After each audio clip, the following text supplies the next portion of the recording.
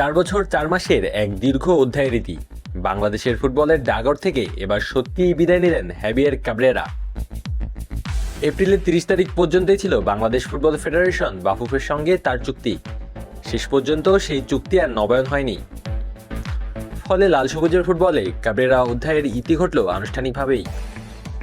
বিদায়ের আগে সামাজিক যোগাযোগ মাধ্যমে আবেগঘন এক বার্তায় কাবরেরা লিখেছেন, বাংলাদেশ জাতীয় দলের হেড কোচ হিসেবে আমার যাত্রা শেষ হচ্ছে।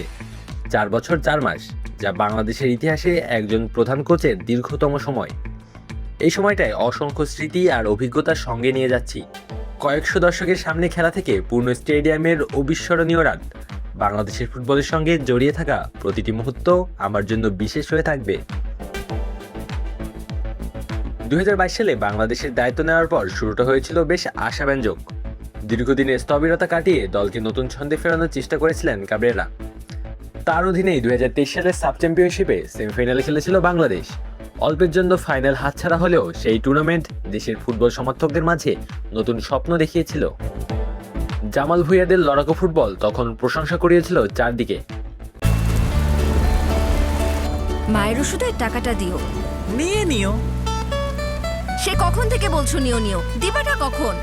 তুমি যখন বলো দিও, আমি তখন করি নিও। হাতে যখন নিও তখন বিল পে, ফান্ড ট্রান্সফার অথবা সেভিংস সবই হবে টেনশন ফ্রি। এই তোমার নিও। তাহলে আমার মোবাইল বিলটাও দিও। আপনি বলেন দিও, এমটিভি বলে নিও। তবে সময় গড়ানোর সঙ্গে সঙ্গে বদলাতে থাকে দৃশ্যপট।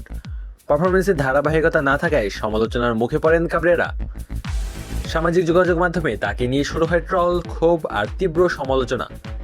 এক পর্যায়ে তার পদত্যাগের দাবিতে আন্দোলনও দেখা যায় ফুটবল অঙ্গনে। জাতীয় দলে খেলোয়াড় বাছাই নিয়ে ওঠে পক্ষপাতিত্বের অভিযোগ। অনেকের দাবি ছিল নির্দিষ্ট কিছু ফুটবলারের ওপর অতিরিক্ত নির্ভরশীল হয়ে পড়েছিলেন তিনি। এর মাঝেই বাংলাদেশ দলে যোগ দেন এক ঝাঁক বংশোদ্ভূত ফুটবলার। হামজা দেওয়ান চৌধুরী, সমুদ সোমদের আগমনে বদলে যেতে শুরু করে দেশের ফুটবলের চিত্র।